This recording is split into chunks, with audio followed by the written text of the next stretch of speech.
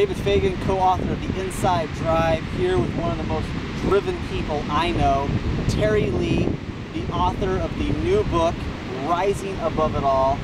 Terry has an amazing, amazing story, and there's no way that he could have got to where he's at in life without being driven, without having something inside him that has kept him going. Terry, you've been through so much.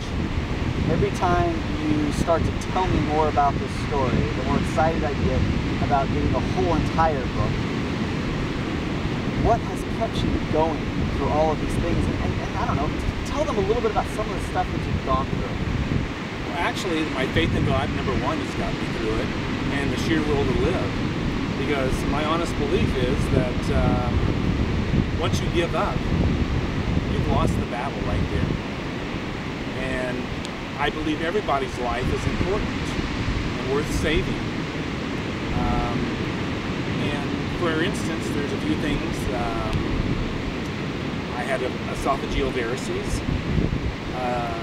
It's where the blood vessels in the line of my neck, they burst. 90%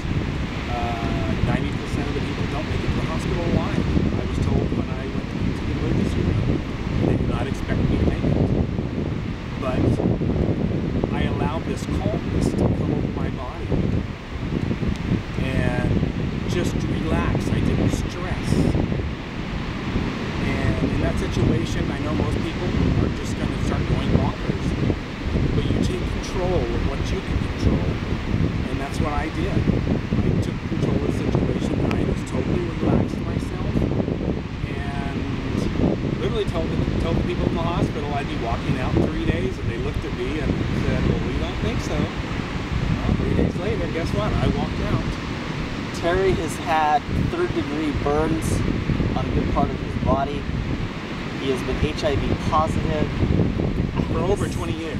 I hate just kind of saying these things, rattling them off like there's some bullet points. Because there's, you know, it's not just this little sidetrack. I mean, these are huge, major things.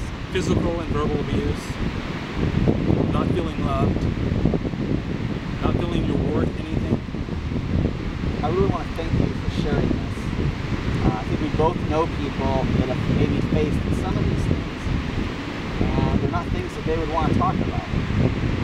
I'm sure that sometimes there are things that maybe you don't want to talk about. At one point in time, you actually had Channel 10, Fox, come to your interview you, and the first time you did that, your silhouette.